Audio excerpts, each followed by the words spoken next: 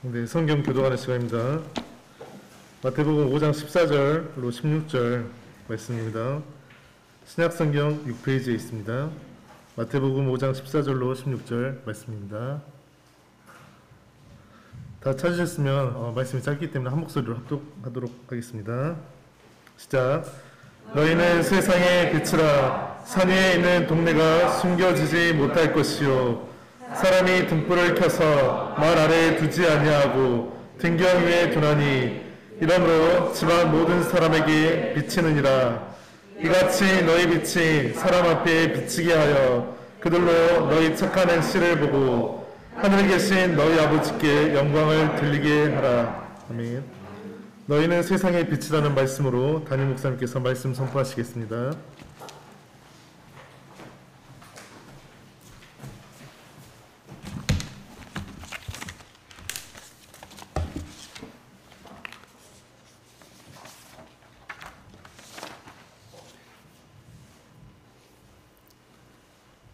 아버지 하나님,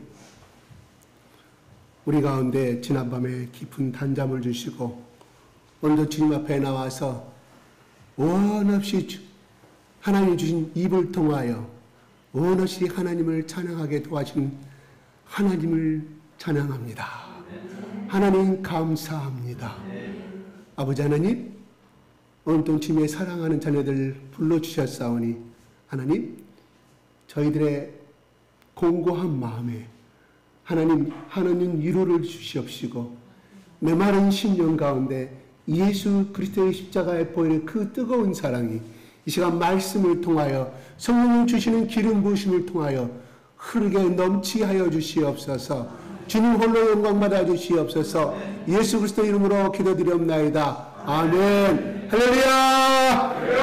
할렐루야. 하나님 감사합니다. 하나님 사랑합니다. 예수님 사랑합니다. 여기 십자가 보고 예수님 사랑합니다. 네, 감사합니다. 하나님 어쩌신다고요? 이 땅에서 우리가 입으로 고백하는 것을 어쩌신다고요? 들으신다고 했어요. 들으신 다음에 듣는 걸로 끝난 것이 아니라 어쩐다고요? 너 입에 고백한 대로 내가 주리라고 했어요. 아멘. 하나님 사랑합니다. 감사합니다. 여러분, 여러분의 부모에게 생전 안 한 말, 엄마 사랑해, 아빠 사랑해. 어린아이가 하는 것은 별로 감동 별로 없어요. 다 큰 시집간 처녀가 아기 낳고 다 중년의 부인이 돼가지고 사랑하는 자기 친정부모 앞에 또한 사랑하는 자기 아버지 앞에 다 큰 자식이 그런 말을 할 듯해요. 가슴이 뭉클하시는 여러분 많이 체험하셨을 거예요. 그래서 어때요? 돌아갈 때 몰래, 며느리 몰래 자기 사랑하는 딸에게 꼭꼭 숨은 용돈을 속에서 집어넣어준 거 여러분 많이 이렇게 체험하셨을 줄로 압니다. 우리는 중요한 것은 하나님을 감동시키는 사람. LG나 삼성에서 고객 만족이 아니라 이제는 고객 만족이 아니라 감동시키는 세대가 왔습니다. 일반 회사에서도 상품을 팔아먹기에 고객 만족, 고객 감동하는데 하나님이여 나를 위하여 십자가에 죽으신 대기업의 회장과 이런 회장들이 우리를 위해 목숨 버리지 않아요? 뭔 대상인가? 우리는 그들을 이용의 대상이요 상품의 대상이시지 소비자의 대상으로 보지 결코 그들은 우리에게 잣을 베풀지 아니합니다. 그러나 예수님만이 하나님만이 우리를 위하여 자기 자식을 희생시킬 수 있는 만큼의 우리를 지키시고 사랑하심을 인하여 우리는 그 사랑에 인하여 살아가는 존재임을, 그러므로 우리는 하나님을 감동시키는 사람이 되시기 바랍니다. 소비 대상이 아니라 상품의 대상이 아니라 나의 아버지로서의 감동시키는. 그래서 너희 부모를 공경을 한 말은 뭐예요? 곧 하나님을 공경하라 이런 말이에요. 아멘. 예. 부모를 공경을 못 준다고요? 네가 이 땅에서 잘 되고 생명의 길이라. 아멘. 하나님의 말씀입니다. 그 말씀 뭐라고요?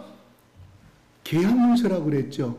그게 말로 따지면 언약, 말로 하는 약속, 말로 하는 문서. 인간과 인간은 법적인 효력이 없습니다. 재판장을 가가지고 이 사람이 나에게 이렇게 하면 어떻게 해준다고 아무리 말해봐야 증거가 없기 때문에 우리나라에서는 법정 증거주의를 하기 때문에 절대 효력이 없습니다. 그러나 하나님만이 그 약속을 행하시는 분이시를 믿으시기 바랍니다.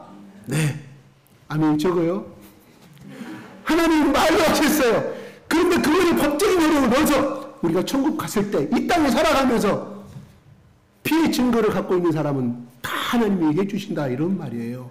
아멘. 그게 세상 문서와 세상 사람들이 하는 형식과 통치 방법과 하나님의 통치 방법은 말씀으로 하셨다. 그게 달라요. 그래서 성경은 하나님이 시건치 아니하신다. 무슨 말? 뱉어놓고 약속 안 지키신다. 한 길 있고 한 길 흘러버린 하나님이 아니라 반드시 지키시는 하나님이시다. 지키신다는 건 무슨 뜻일까요? 약속을 지킨다는 뭐예요? 행한다는 말이잖아요. 행한다는 말. 그렇죠? 약속한 대로 행하신다는 거예요. 아멘? 예.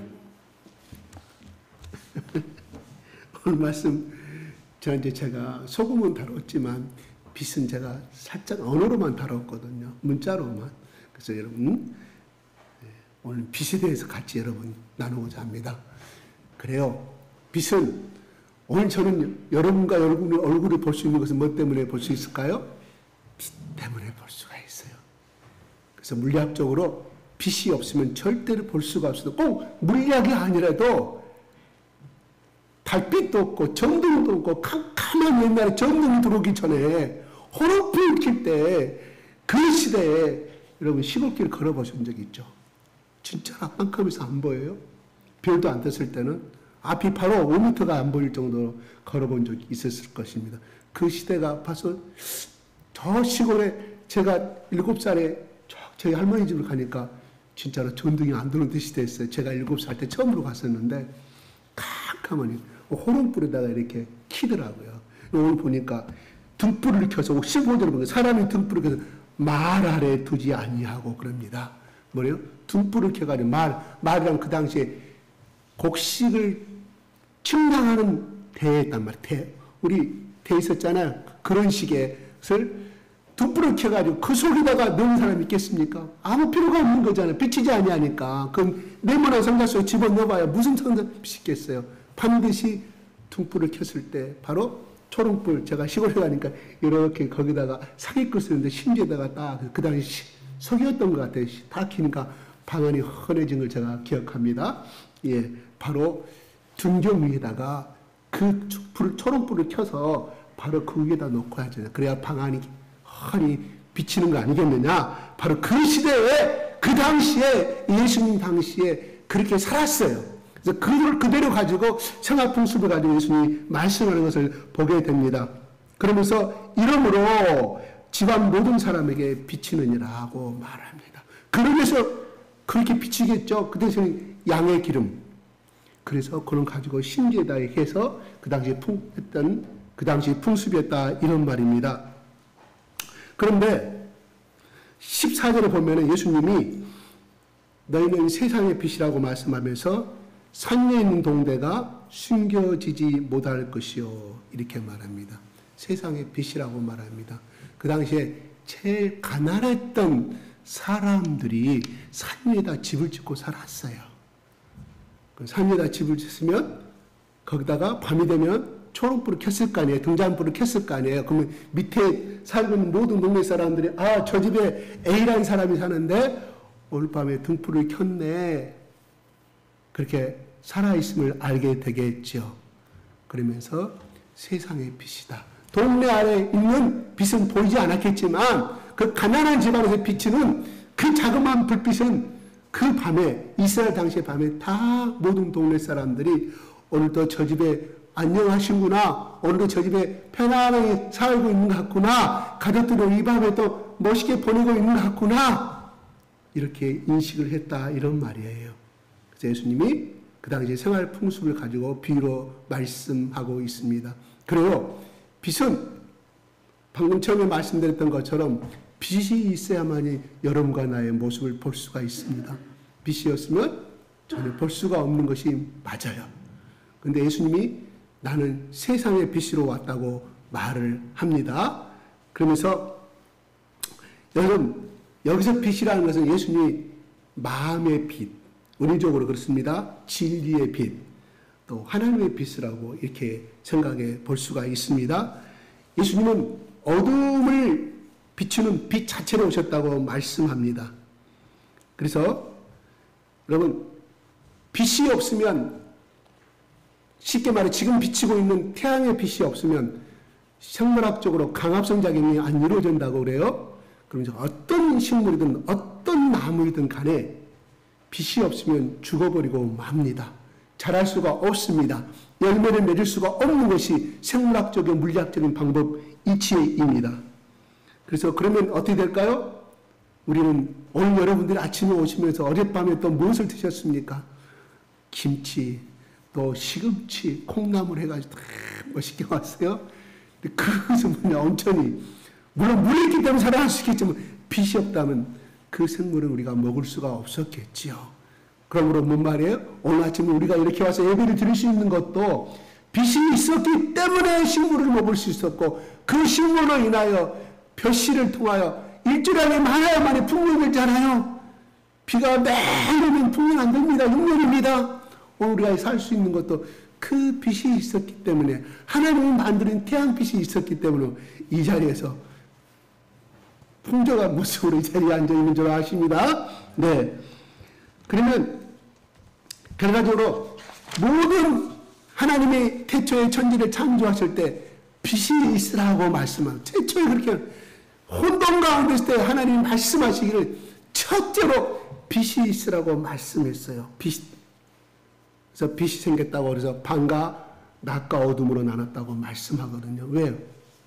하나님은 우리 이 땅에 우주를 만드실 때 이 인류의 사람들이 살아가는 데 있어서 필요한 식물이 있어야 되는데, 먹을 양식이 있어야 하는데 무엇이 먼저 빛을 만들었다 이 말이에요.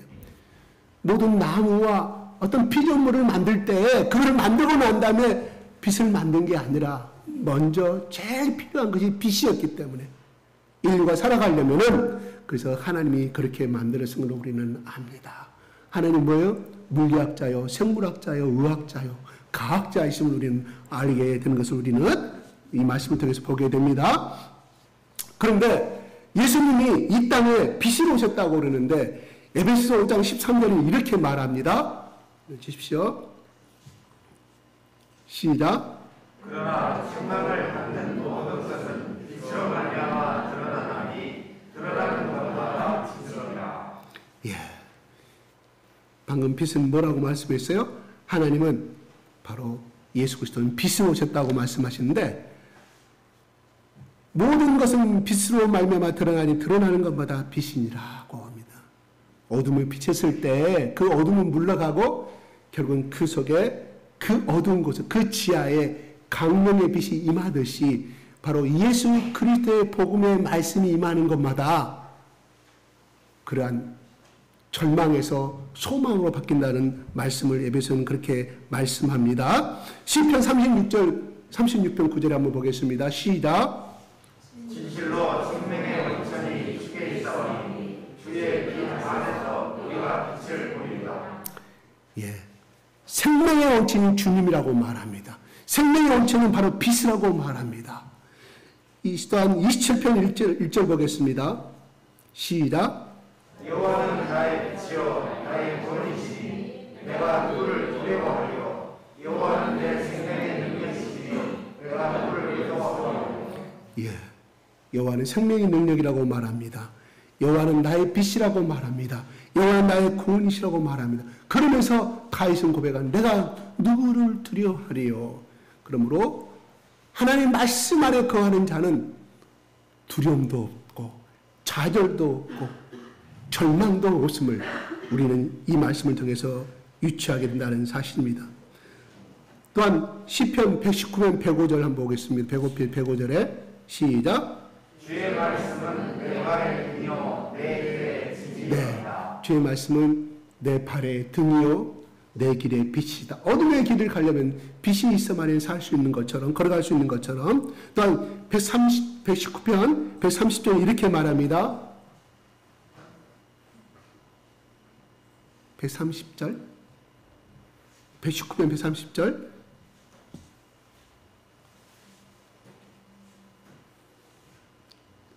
제가 안 줬나요? 줬는데? 119편 130절 예, 기다릴게요. 예. 119편 130 예, 시작. 주의 말씀을 열면 빛이 비치어 우둔한 사람들을 깨닫게 하리라. 예. 계속해서 빛. 하나님은 빛이요. 하나님 말씀은 등이라고 말씀하면서 뭐요? 그 말씀을 맛보는 자는 우둔한 사람이 깨닫게 되는 것을 말씀합니다. 오늘 다시 한번 15절 다시 한번 본문 말씀 읽어볼까요? 시작. 사람이 등불을 켜서 발 아래 두지 아니하고 등경 위에 두나니 이러므로 집안 모든 사람에게 비치느니라. 네. 요한복음 12장 40절 예수님이 이렇게 말씀합니다. 시작. 나는 빛으로 세상에 오나니 무릇 나를 믿는 자로 어둠에 거하지 않게 하려고. 왜 세상에 오셨다고요? 어둠에 거하지 않게 하려고. 뭘 오셨다고요? 빛으로 오셨다.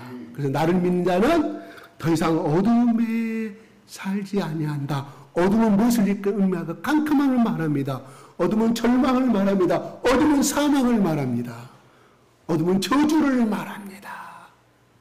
만약에 오늘도 여기에 24시간 우리 한국 땅에 태양빛이 안 비쳐서 캄캄한 어둠이라고 가정해 보십시다. 무슨 일을 할 수 있을까요? 24시간 동안 그저 먹고 잠자는 것밖에 돼 있겠습니까? 아무 소망이 없어. 밖에 나가봐야 보이지 않으면 걸을 수가 없으며. 그런데 예수님은 바로 그러한 세상에 빛으로 오셨다고 말씀하고 있다. 이런 말입니다. 어둠 방금 제가 말했던 것처럼 그늘과 그 다음에 흑암과 그 다음에 의무적으로는 우리 인간에 대한 무지를 말합니다. 하나님에 대한 무지를 말합니다. 그래요. 예전에 저희 할머니가 명절 때만 되면 제가 막내 아들하고 살아가는 막내 작은아버지 꼭 할머니가 그 큰아들고 저희 아버지가 큰아들이었는데 막내하고 이렇게 정이 많았던 것 같아요. 꼭 막내 그 할아버지 집이 막내 작은아버지 집이 자주 송정리 영광동에 사셨는데 명절만 되면 저희 어머니가 야 할머니 모시고 오라 그 명절 전날에 제가 항상 모시러 갑니다. 그때는 5번 버스가 있었어요. 5번 버스 송정리 다니 왔다 갔다 5번 버스가 있었거든요. 그러니까 할머니가 글을 모르니까 야 저 5번 버스 맞는가 봐라. 강동원한테 맞는 거예요. 예, 할머니 맞아요. 제가 데리고 그 초등불 그 할머니 제가 말했던 하수리 살았던 그 할머니가 그 할머니예요. 나중에 근데 나이 드시니까 막내 아들하고 살란다고 그렇게 오셨던 거예요. 그래서 나하고 다니면 내가 두려움이 없다. 내가 글을 모르는데 너랑 같이 다니니까 내가 두려움 항상 버스 탈 때는 내가 이거 5번 버스 강주 가요. 그런데 버스 안에서 그렇게 말했던 기억이 납니다. 그래요. 글자를 모르면 두려워요. 어디 가든지 모르니까. 그렇죠. 이 무지가 얼마나 우리를 어떻게 하는지 모릅니다. 예, 그런데요. 예. 에베소 5장 8절에 이렇게 말합니다. 에베소 5장 8절 한번 볼까요? 아니, 에베소 5장 12절 한번 먼저 올려주세요. 시작. 그들이 은밀히 행하는 것들은 말하기도 부끄러운 것이라. 예, 말하기도 부끄럽는 것이라고 말합니다. 예, 5장 11절에 이렇게 말합니다. 너희는 열매 있는 어둠의 일에 참여하지 말고 도리어 책망하라고 말합니다. 예, 죄악을 상대를 어둠은 죄악을 말씀하고 있는 거죠. 예, 그러면서 5장 18절은 이렇게 말합니다. 5장 8절, 에베소 5장 8절이요. 시작. 너희가 전에는 어디더니 이제는 저 안에서 비치라. 빛의 자녀들처럼 행하라. 네, 빛의 자녀처럼 행하라고 말합니다. 어두움과 빛의 자녀는 상반된 말씀으로 하고 있습니다. 그 다음에 네, 요한복음 1장 4절에 이렇게 표현하고 있어요. 시작. 그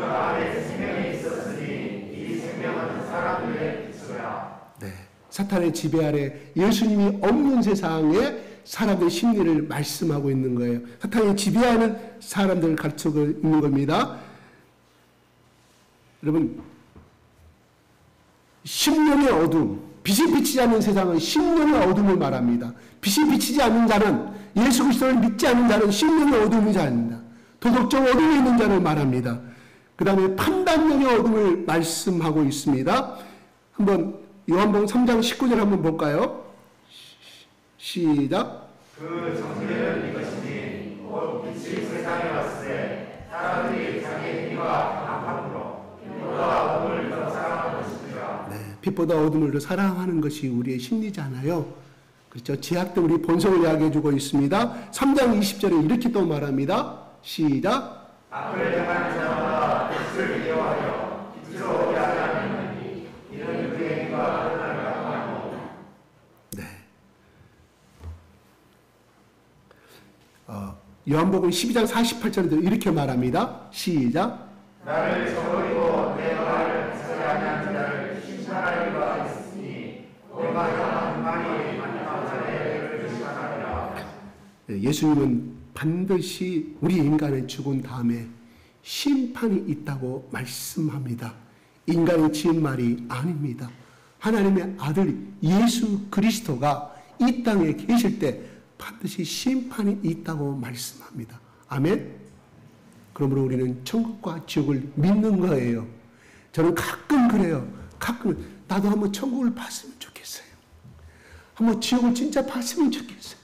그래서 생생하게 여러분들한테 그걸 갖다 가면 그냥 온 것이 아니라 사진을 다 찍어가지고 그런 특성 카메라가 있으면 다 보이면 우리 성도들이 다 믿을 거 아니겠느냐. 아니 나는 못 가더라도 여기에 계신 우리 성도님 한번 몇 분이라도 한번 갔다 오셨으면 좋겠어요. 그래서 그런다고 하면 그분들 때문에 우리 교회가 살 거 아니겠느냐. 바닷물 염도가 몇 프로라고요? 2 내지 3%. 우리 교회 2 내지 3% 되신 분이 천국과 지옥을 갔다 오신다고 하면 우리가 보다 더 활발하게 더 부흥되는 교회가 되지 않을까. 그 부흥이라는 건 숫자를 제가 말씀하는 게 아니에요. 우리의 심령이 부흥된다 이런 말이에요. 아멘? 그러면 우리가 보다 더 소금의 역할의 교회가 되지 않을까 그렇게 바람이 좀 있어요. 근데 여러분들 제 말 듣고 그게 접니다 하면 하시고 여러분 기도해 주시기 바랍니다. 그럼 그분에게 하나님이 천국과 지옥을 보여주실 거예요. 어떻게? 복되게 하려고. 복되게 하려고. 아멘? 그렇게 기도하시기 바랍니다. 심리주의가 되는 말 아니에요. 네. 그렇습니다. 나를 저버리고 내 말을 받지 아니하는 자를 심판하리가 있으니 곧 내가 한 그 말이 마지막 날에 그를 심판하리라고 말합니다. 우리 인생을 심판하신다고 예수님이 말씀하고 있습니다. 그 나라의 본 자손을 바깥 어둠 데 쫓겨나가 거기서 울며 이를 갈게 되리라 예수님이 말씀합니다. 이게 마태복음 8장 12절에 나온 말씀을 제가 읽어드렸습니다. 인간의 본성은 어둠에서 벗어나려고 발버둥을 칩니다. 그래서 항상 즐거움 갖고 잘 사는 것 같지만 그러나 어떻게 우리 속에 항상 허망한 마음이 있어요. 여러분 제가 야구도 좋아하고 축구도 다 스포츠도 좋아합니다.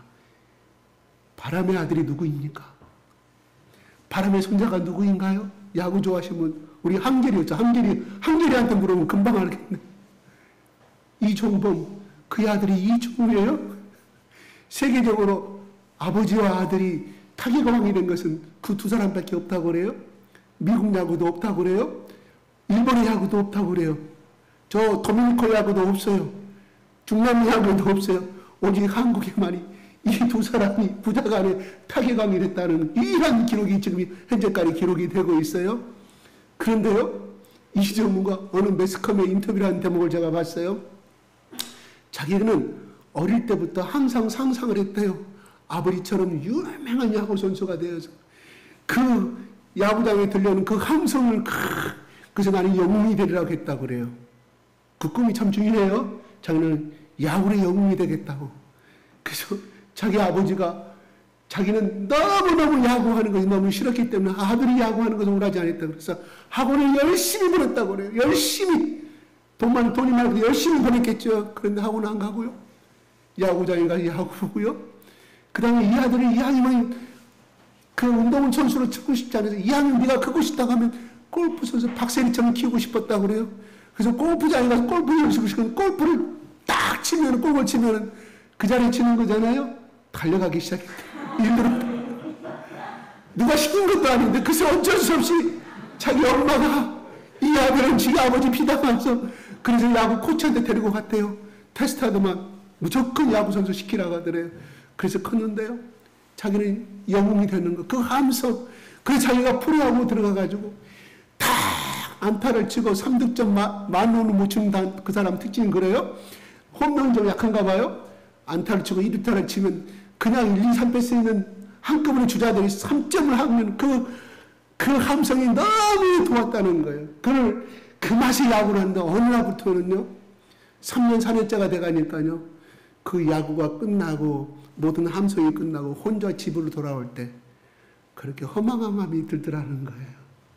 자기가 원하는 대로 타기감이 됐고 많은 인기를 누리고 많은 여자들이 가는 곳마다 이 사인을 해달라고 그러는데 집에 돌아오면 그렇게 허망하고 소외감이 들더라고. 그런 고백을 했더라고요. 이야, 네가 예수가 필요한 사람이다. 제가 그걸 읽고 느꼈습니다. 지금 저기 미국의 양키스에서요. 미국의 제일 큰 구단이잖아요. 돈이 제일 많은 부자잖아요. 그 친구에게 1년에 몇백억을 준비하고 있다고 그래요. 스카우트. 23년도까지가 그 계약 기간이 끝난다고 합니다. 그거로 데리고 가는가 봐요. 연봉 200억, 300억. 주가 얼마입니까? 한 달에 얼마? 주당 5억. 주봉급이 3억인가요?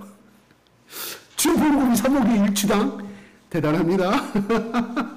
5억인가 잘 모르겠습니다. 네. 근데 다 그렇게 성공하는 건 아니잖아요. 우리나라 자체가 프로야구로 스카우트된 사람들이 5%도 안 된다고 했잖아요. 그럼 100명 중에 몇 명이요? 100명 중에 5명만 프로야구, 나머지 95명 끝나는 거예요, 인생이. 그러니까 혹시나 여러분들 그 스포츠 선수 되는 거 다른 아이들보다 1등이 되고 최고가 아닌 이상은 시키지 마십시오. 이 정도면 오지겠으면 그 야구 안 시키려고. 얻어 터지고 피땀으로 쭉 그 삶이 싫어서 아들한테는 공부를 시켜보려고 야구를 투자했는데 아들놈이 학원 박치고 야구로 다니고 예, 그래요. 제가 무슨 말을 하려고 하면 그가 갖고자 하는 모든 돈과 그거 자기 친구들하고 고등학교 다니면서 그 유명한 그 미국 한국의 유명한 그 강남 그 양쪽에 애국차 판매 다니는 그 골목이 있었다고 그래요. 친구들하고 지나가면서 그 애국의 세단차가 멋진 차는 너무 멋있어가지고 그 매장에 들어가서 싹 구경하다가 내가 앞으로 몇 년 후에 꼭 이 차를 사러 올 때는 기다리십시오. 그 차까지 샀대요. 포르쉐를 샀대요. 2, 3억을 주고. 그런데 허망하더라는 거예요. 예수가 필요한 사람입니다. 예. 그래요. 인간의 보성은 아무튼 다른 모든 것은 그 직업이 나쁘다는 뜻이 아니에요. 그 속에 예수가 없다 보니 하나님의 영광을 위한 우리 피조물은 뭐예요? 하나님의 영광을 위해서 태어난 존재라면 영광은 무엇입니까? 빛이에요. 영원한 빛이에요. 그 빛을 하나님께 드리지 않은 이상은 그 빛을 하나님께 받지 않은 이상은 우리는 제약된 인생이 될 수밖에 없고 허무한 인생이 될 수밖에 없음을 우리는 알게 됩니다. 우리는 예수께서 자칭 자기를 빛이라고 말씀하셨습니다. 그래서 그 빛 앞에 나가면 말씀 앞에 나가면 우리가 드러나는 것은 뭡니까? 죄악밖에 없습니다. 그렇잖아요. 죄악밖에 없습니다. 어둠 속에서 우리는 신음할 수밖에 없습니다. 주님 앞에서 우리가 회개하고 주님 앞에 나갔을 때 우리는 그 구원의 빛을 다 받고 이 자리에 축복받은 인생임을 고백합니다. 주님 빛이기에 내 어둠을 물리치시고 강명으로 나오게 된다는 사실입니다. 예수님은 이렇게 말합니다. 마태복음 5장 16절에 온 본 말씀 읽어보겠습니다. 시작. 이같이 너희 빛이 사람 앞에 비치게 하여 그들로 너희 착한 행실을 보고 하늘에 영광을 돌리게 하라. 영광을 돌리게 하라. 여러분, 예전에는 여러분 우리 시대 때 제일 인기 있는 연속곡이 뭔지 아세요? 사랑이 모르지. 경영이 모르지. 진영이 모르지. 여로.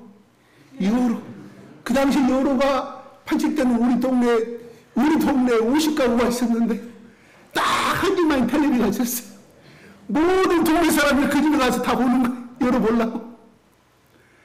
그 당시에 지금 생각하면 그 텔레비전 불안과 뒤에 꼭 나와가지고 화면도 안 좋았던 것 같아요. 피시피시하고. 지금은 뭐예요? 지금은 OLED 텔레비전이 나왔어요. 자연의 빛과 비슷한 텔레비전이 점점 빛이 과학이 발달되니까 나오지 않아요. 하나님은 왜 이렇게 오늘 말씀하신지 아세요? 너희의 선한 빛이 사람 앞에 비치게 하라. 그 다음에 착한 행실을 보고 하늘에 계신 너희 아버지께 영광을 돌리게 하라고 말씀합니다. 그리고 그 당시에 50년 전에 그 불안과 빛이 흐르는 그 빛, 눈 다 내리는데 그 텔레비도 텔레비지만 지금 그 텔레비전 누가 갖지도 않을 거예요. 공을 통해 쳐다보지도 않을 거예요. 왜? 그보다 더 좋은 몇백 배의 좋은 자연의 빛에 가까운 텔레비가 나왔기 때문에 그렇습니다. 마찬가지입니다. 우리의 신앙은 그렇게 흔히 세상 진공관의 텔레비였지만 하나님 우리에게 OLED 텔레비전처럼 우리의 품격이 더 높아지기를 원하십니다. 그래서 이분에게 그렇게 말씀하시는 것, 이 말씀을 듣는 자들은 뭐예요? 다 구약의 말씀들을 아는 사람들이라니까요. 여기 참석했던 바리새인도 있었을 거라 이런 말이에요. 성경은 나오지 아니하였지만 성경 나름대로 그들은 뭐예요? 태어날 때부터 모세오경을 암기에만 살아가는 사람들이었어요. 이 사람들은 모세오경을 아는 사람들이라 이런 말이에요. 그 대상을 상대로 말씀합니다. 하나님을 전혀 모르는 사람에게 말씀하는 것이 아니라 하나님을 아는 백성들에게 지금 이 말씀을 하고 있다는 사실입니다. 민수기예요. 6장 22절 27절에 한번 조금 시간이 늦었지만 좀 올려주십시오. 민수기 6장, 우리 민수기 강의를 통해서 이 말씀을 전부 다 배워왔습니다. 하나님이 모세에게 말하며 제사장들아 너 이스라엘 백성들에게 이렇게 축복하라. 한번 읽어보겠습니다. 시작. 올랐어요? 22절부터 예, 시작. 여호와께서 모세에게 말씀하여 이르시되 아론과 그의 아들들에게 말하여 이르기를 너희는 이스라엘 자손을 위하여 이렇게 축복하여 이르되 여호와는 너희에게 복을 주시고 너를 지키기를 원하며 여호와는 그의 얼굴을 너희에게 비추사 은혜를 주시기를 원하며. 네, 24절 다시 한번 주세요. 시작. 여호와는 너희에게 복을 주시고 너를 지키시기를 원하며. 여러분, 지키신다는 말은요, 울타리를 쳐서, 가시 울타리를 쳐서 지킨다는 뜻이 오늘 의미가 있어요. 가시 울타리를 쳐서 뭐요? 짐승도 못 들어오고 강도도 못 들어오고 그렇게 너를 지켜주신다. 너의 생명을 지켜주신다. 이런 말이에요. 그러면 지금 이 말씀을 받을 때 이스라엘 백성들이 어디에 있었습니까? 광야에 있습니다. 광야에. 그러면 광야에서 제일 필요한 것은 무엇인가요? 물이죠. 그래서 반석에 물이 와서 다 물을 주십니다. 그런데 하나님은 여기서 지키신다는 뜻은요, 또한 염장한다는 뜻을 가지고 있어요. 그들이 갖고 출애굽에 갔을 때 양과 소를 다 끌고 나오잖아요. 고기도 갖고 나왔다 이런 말 잡아가지고. 그러면 가장 필요한 광야에서는 뭐가 필요할까요? 그 음식이 썩지 않으면 뭐가 필요할까요? 소금이에요. 이 속에는 현재 광야교회는 지금 그들의 광야에서는 가장 필요한 건 먹는 것입니다. 그럼 음식물이 썩어야 돼요? 안 썩어야 돼요? 안 썩어야 돼요. 그럼 여기서 지키신다는 의미는 소금을 가진다. 너희 먹고 살아가는 데 있어서 먹고 너희 음식을 썩지 않게끔 하나님이 지켜준다는 의미도 들어있다는 이런 말이에요. 이 속에는 소금이, 그래서 그들에게는 나올 때 소금을 가지고 나왔을까 안 가지고 나왔다 이런 말이에요. 그래서 여기서 지키신다는 말은 바로 하나님이 너희 가운데 앞으로 40년 동안이라 말하지 않았지만 이 광야에서 먹고 살아가는 데 있어서는 이 속에 너희들 음식을 먹는 것도 썩지 아니하게끔 만든다는 의미도 들어있어요. 그냥 물론 만나는 썩었습니까? 안 썩었습니까? 그 다음날 안식일날 먹고 이틀 만에 주워 먹는 사람 무조건 다음 안식일날 한 사람은 죽음을 당했습니다. 중요한 것은 만나는 그 다음 날이 지나면 반드시 썩어버리고 말았습니다. 그러면 그들이 갖고 나온 음식 속에는 바로 적어도 만나가 오기 전까지는 하나님이 너희를 지켜주시는데 바로 소금과 같이 너희들의 음식을 썩지 않았던 그 의미를 가지고 있다. 이런 말이 25절 다시 한번 25절 볼까요? 시작. 여호와는 그의 얼굴을 내게 비추사 은혜를 베푸시기를 원하며 내게 비추사 그랬습니다. 비추사. 하나님이 이 비춘다는 말과 이 비춘다는 빛을 말합니다. 그들이 살아가기 위해서 하나님 뭘 주셨어요?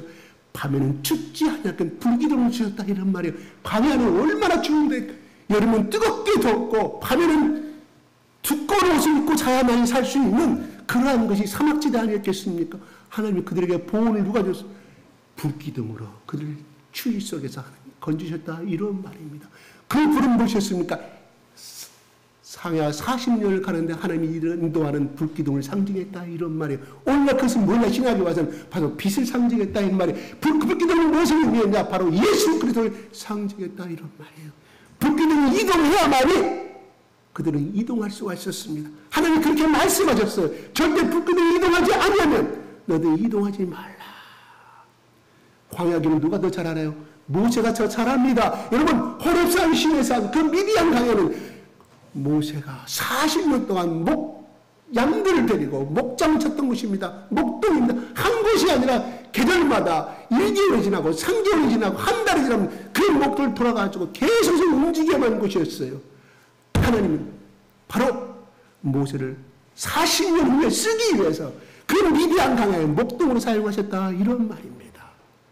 오늘 본문 말씀은 조금 어긋나는 말이지만 그 40년 동안 광야는 하나님이 쓰시기 위한 훈련의 광장이었다 이런 말입니다. 그 누구보다도 저기 가면 시내산이 있고 호렙산이 있고 예수가 모세가 하나님 만난 산이 어디입니까? 호렙나무 아닙니까? 호렙산 아닙니까? 가시떨기 나무를 봤다 이런 말이에요. 그럼 수십 년 동안 40년 동안 자주 왔다 갔던 곳이었습니다. 그날은 불은 났네. 불꽃은 보이는 연기가 나지 아니하였습니다. 그래서 거기서 하나님을 만나게 됩니다. 하나님 불기둥을 하나님이 왜 주셨을까요? 모세를 통해서 이미 다 알 수 있는 가기를 하나님 불기둥으로 인도하셨습니다. 아마 성경은 나오지 않지만 이 다음에 가면 무엇이 나온다. 이 지명은 모세 속에 머릿속에 다 담아져 있었지만은 그 길을 걸어가는 데서는 하나님이 이동하시면 불기둥이 이동하시면 움직이고 그가 3일이 됐든 5일이든 하나님 말씀하지 아니합니다. 불기둥이 한 달 만에 이동할지 2달 만에 이동할지 하나님은 절대 약속하지 아니합니다. 움직일 때마다 움직이는 것이었습니다. 이게 세상 점쟁이하고 하나님의 예언의 말씀과 다른 점입니다. 그래요. 하나님은 우리에게 시기를 말하지 아니합니다. 카이로스를 말하지 아니합니다. 왜요? 하나님이 정하신 그 시기가 있기 때문입니다. 그 사람이 하나님 우리 가정 이런 문제가 있는데 왜 들어주지 않았습니까? 내 인생의 문제가 왜 이것인데 안 들어줍니까? 전장에 가면 내년 봄에 가면 이 문제가 풀린다고 말씀합니다. 내년 볼 때가 어떻게 되거나 말합니다. 그래서 사람들 그 응답을 지켜서 전장한테 가는 거예요. 전장에 말하잖아요. 무당에서. 크리스찬들이 얼마나 많이 오는지 모른다고 말합니다. 근데 하나님은 그 우상을 섬기는 자를 제일 싫어하신다고 말씀을 하나님 죽여버리잖아요. 여러분 어떤 것을 있다 할지라도 여러분 설령 여러분 거짓말한다 할지라도 그건 찾아가지 마십시오. 왜? 하나님 외에 다른 신과 간음하는 것이기 때문에 그렇다 이러면 그래서 중동지방이 지금도 이스라엘 나라입니다. 이스라엘 나라 아니죠. 이슬람을 섬기는 나라는 간통과 간음 도로쳐 죽여버리잖아요. 하나님은 이미 구약시대 때 주셨던 율법이에요. 왜 그랬을까요? 그것은 인간과 인간의 도덕적인 것을 세우고자 하는 것도 있었지만은 나 외에 하나님의 신을 섬기는 자는 나 외에 다른 신을 섬기는 자는 바로 이와 같은 죽음이라는 것을 철저하게 이스라엘 민족 가운데 심어주기 위해서 그 율법을 만드신 줄로 압니다. 아무리 여러분 힘들어도 하나님만 붙으시기 바랍니다. 하나님의 칼로리 시간을 지켜주십시오. 뭔 말이에요? 그때가 돼야 하나님이 복을 주신다는 그때가 돼야만 네 양이 찬다. 왜 하나님은 예수 그리스도를 보내실 때 빨리 보내셔가지고 그들에게 더 빨리 복을 주셔야 되는데 왜 그랬을까요? 하나님의 때였기 때문에. 왜 430년간을 하나님 400년간을 노예로 만들었을까요? 하나님의 때가 되었나요? 하나님의 때가. 우리는 그때를 못 기다리는 자꾸 빨리 전하고 말아요. 외국인 기술자들이 오면 다른 걸 다 필요 없습니다. 빨리만 배워요. 그래서 한국의 직원들에게 빨리 이것만 말해요. 왜? 그게 통한다는 사람은 이미 듣고 와요. 그 나라에서 이미 듣고 와가지고 빨리가 좋은 것도 있지만 단점도 많아요. 그래서 빨리가 성수대기가 무너지게 되고 안타까운 일이에요. 물론 그것이 빨리가 그래서 그런 거 아니에요. 부정이 섞여서 그런 거예요. 공부도 뇌물이 섞여서 그런 거예요. 그래서 하나님은 말하면 뇌물을 받지 말라고 말합니다. 뇌물 속에는 거짓말이 포함된 거잖아요. 그래서 어떤 국회의원이 이렇게 말했잖아요. 국가의 세금을 도둑질하는 것은 국가의 기둥을 뽑는 것이라고. 나라가 망하게 됩니다. 그래서 하나님은 우리에게 그런 일에게 오늘 이렇게 말합니다. 성과 빛의 역할을 되라고 말합니다. 여러분, 비쳤다는 것은 무엇을 의미할까요? 비춰야만이 갈 수 있었기 때문입니다. 예수는 자기를 빛으로 오셨다고 우리 본문 같이 말씀을 읽었습니다. 그래요. 여러분, 성경에요. 누가복음 10장에 이런 비유가 잘 나오잖아요.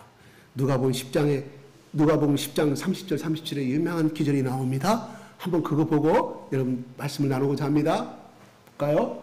그냥 제가 읽어드릴게요. 제가 말씀드린 잘 아는 말씀이에요. 한 사람이 여리고로 내려가다가 강도를 만났습니다. 제사장이 지나가다가 피해버리고 갑니다. 왜요? 내가 오늘 지금 빨리 가서 성전을 섬겨야 되기 때문에 나는 바쁜 사람이에요. 레인이 지나갑니다. 레인이 누구예요? 하나님 성전을 섬기는 사람이냐? 레인도 피하고 도망가. 피를 철철 당하고 완전히 돈만 뺏긴 것이 아니라 완전 엄청나게 얻어 터져가지고 완전히 곧 죽게 되는 상태에서 세 번째 사마리아 사람이 지나갑니다. 사마리아 사람이 뭐라고 그랬어요? 여행 중에 사마리아라고 나옵니다. 여행 중에 사마리아 사람이 지나가다가 그를 보고 붕대로 싸맸고 상처를 싸매서 주막에 데려오고 합니다. 그 당시에는 여간이 병원이 없었기 때문에 병원 건물도 많이 환자들이 중간에 다친 사람이 거기서 많이 잠을 잤다고 그래요. 하룻밤을 그 다음에 치료해주고 여행을 갔다 온 것이 아니라 그 이튿날에 2데나리를 줍니다. 2데나리는 뭐예요? 한 데나리는 그 사람이 그때 그 당시에 근로자의 일은 근로했다 월급이었어요. 2데나리를 주는 이유가 뭘까요? 어제하고 오늘하고 재워졌기 때문에 주막주는 2데나리. 그러면서 뭐라고? 내가 다시 여행 갔다 다시 돌아오면 부족한 것을 채워주겠다고 말합니다. 그 당시에는 여러분 여리고로 내려갔다. 여리고는 더 높은 곳이었어요. 성경은 왜 여리고를 내려갔다고 말씀할까요? 예루살렘은 지명적으로 낮은 곳이었지만 하나님의 성전에 가는 것은 올라가는 것을 상징하는 것이에요. 하나님께 올라가는 의미를 둔다는 상징하는 거예요. 그 사람이 여리고로 내려갔던 게 무엇을 의미할까요? 예루살렘은 하나님의 성전에서 그 여리고로 내려갔던 하나님보다는 세상을 향하여 떠나갔다는 것을 의미하는 거예요. 왜 하나님께서 예수 그리스도에 말씀하실 때 여리고에서 예루살렘에 가다가 말씀하지 아니하시고 예루살렘에서 여리고로 내려가다가 말씀하셨을까요? 그가 하나님 떠난 삶을 말합니다. 하나님께 예배드리지 않은 삶을 말합니다. 그래서 그럼 이거는 세상의 늑대한테 악에게 빼앗김을 상징하는 거예요. 마귀의 빼앗김을 상징하는 거예요. 그러면서 예수님이 그 사마리아 사람은 어떤 사람이었습니까? 그가 여행할 때 예루살렘 땅에는 갈 수가 없는 땅이잖아요. 예수님도 그렇잖아요. 다 예수님 당시에 다 사마리아 땅을 위하고 멀리 돌아 예수님만이 직진으로 가서 직진으로 가야만 빨리 만날 수 있었지만은 예수님은 일부러 그 땅을 지나가잖아요. 왜? 사마리아 여인이 있는 것을 알았기 때문에. 그가 사마리아의 첫 선교사가 된 것을 우리는 성경을 보게 됩니다. 근데 우리가 예수님이 말합니다. 다 끝난 다음 누가 강도 만난 자의 이웃이냐고 말합니다. 누가 주 너희 하나님을 사랑하고 그 다음에 너희 이웃을 사랑하는 것이 계명의 딱 한 가지 정의라고 말씀하잖아요.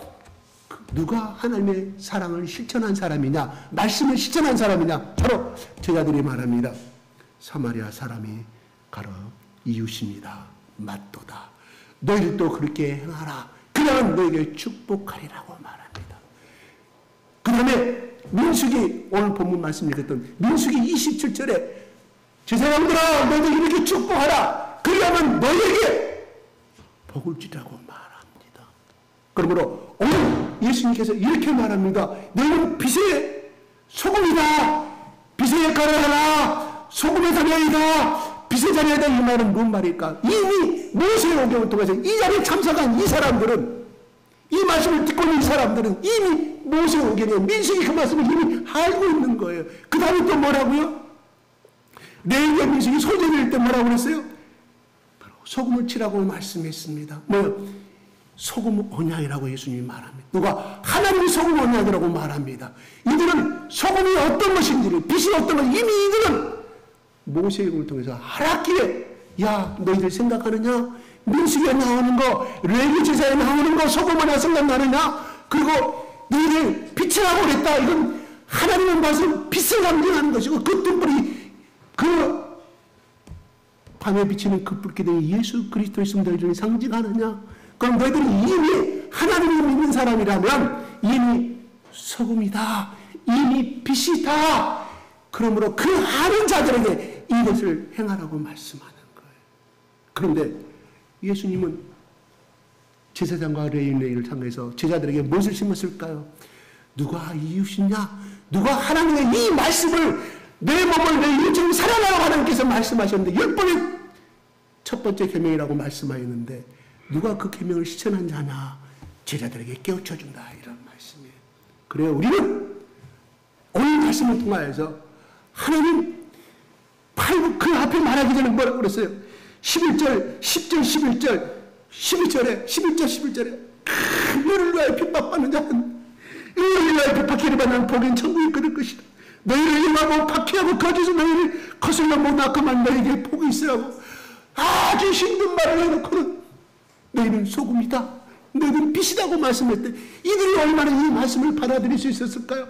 이들이 이 자리에 참석한 사람들은 뭐 하나님 우리 식민지 시켜주시고 식민지 해방시켜주시고 하나님 5,000명을 갖다가 먹이시는 그 예수 그리스도의 능력이 우리 가운데 주시할까? 이것을 바라보고 이제 참석했던 거 아니겠습니까? 그런데 너희들이 주라고 합니다.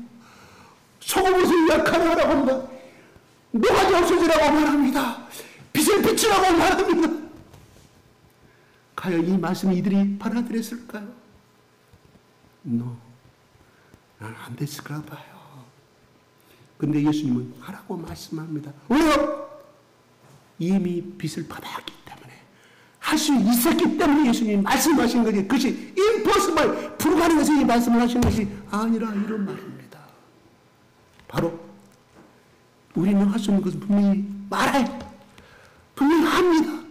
그런데 여러분 자신들이 한없이 불쌍하고 한없이 사랑하고 싶은데 내가 몸이 건강하고 내가 안 아플 때 내 마음도 기쁜 가운데 이만 있을 때 그것이 한없이 나오는데 오늘따라 저것이 말썽을 피우고 말도 안 듣고 그 사랑이 나옵니까? 안 돼. 부모와 자식 간의 사랑도 이렇거늘 우리가 남에게 베푸는 것은 너무 힘들잖아요. 나도 살기 힘든데. 그런데 예수님은 할 수 있다고 말합니다. 어떻게 해요? 달도 조선달이 있고 금은달이 있고 보름달이 있습니다. 그 말을 보면 우리가 초등학교 시간 다 배웠잖아요. 달의 각도가 태양의 각도가 제대로 딱 말에 떨어질 때 만월이 되는 것이고 태양의 빛은 조금 각도가 비틀려서 이렇게 각도가 비틀면 초생달이 되고 또 금은달이 되면 우리는 알잖아요. 바로 예수 그리스도의 성령의 말씀만이 우리를 비출 수가 있음을 우리는 믿습니다. 끊임없이 한 손은 제에게 복음을 들고 한 손은 예수 그리스도의 성령의 빛을 바치고 우리 서로 격려해주는 사람이 되시기를 원합니다. 하나님이 민수기 6장 말씀해 주셨던 것은 그 시대 그 공동체 강화교회에 참석한 그들에게 하신 말씀, 너희들 서로에게 축복해달라. 오늘날 제사장이 누구입니까? 많은 공동제사장. 지난주에 말 우리가 제사장 아닙니까? 누구에게? 적어도 사회에 나가서 저 불쌍한 사람 우리는 할지 못한다 할지라도 이 시간에 우리 공동체, 우리 교회 공동체 오늘 만나는 사람마다 하나님 복 주시기를 원합니다. 내 옆에 있는 집사님의 복 주시기를 원합니다. 안녕하세요가 아니라 샬롬, 샬롬의 축복을 보내주십시오. 오늘 여러분, 우리 가운데 또 여러분 가운데 여보 자기 힘들지, 지청자기 힘들지, 여보 내가 있잖아, 사랑하는 내가 있잖아, 나 믿고 오늘 또 예수 믿고 우리 빛과 소금이라고 말했잖아, 오늘 제사장이라고 말씀을 했잖아, 하나님 지키신다고 말씀을, 우리에게 비추신다고 말씀을 했잖아. 우리가 나를 믿고, 여보 당신 나를 믿고 나도 당신 믿고 오늘 해보십시다. 출근할 때 여보 사랑해, 이것도 축복하는 거 아니겠습니까?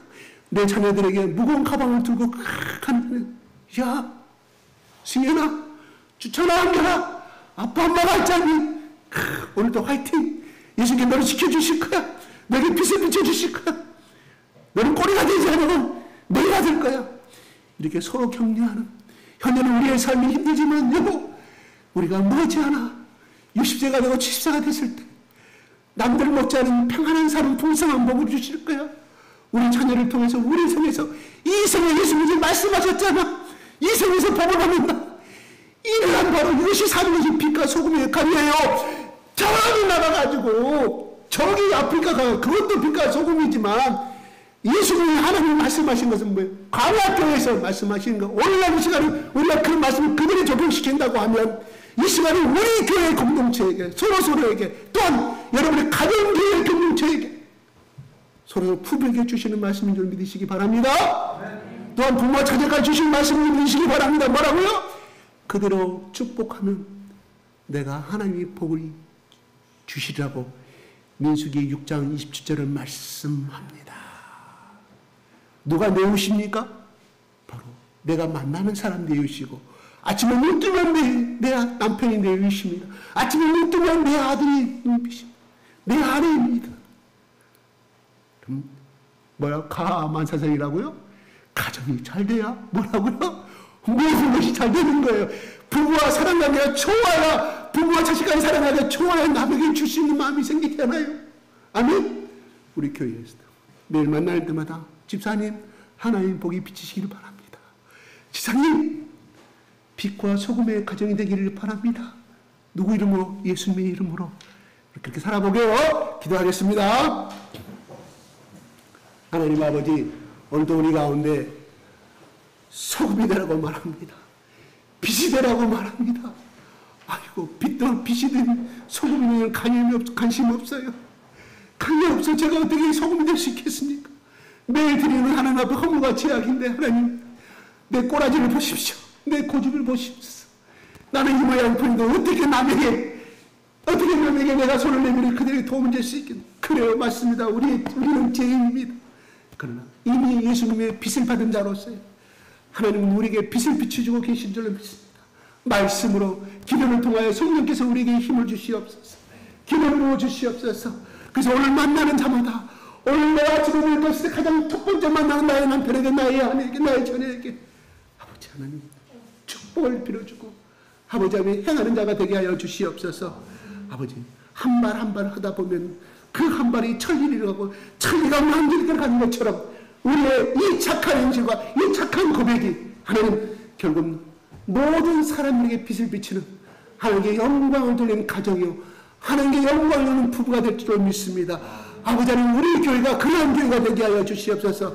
하나님을 감동시키는 교회가 되게 하여 주시옵소서. 우리 교회들이 하나님을 감동시키는 가정이 되게 하여 주시옵소서. 우리의 교회에 속한 우리의 모든 부부들이 하나님을 감동시키는 부부가 되게 하여 주시옵소서. 축복하여 주시옵소서. 예수 그리스도 이름으로 기도드리옵나이다. 아멘.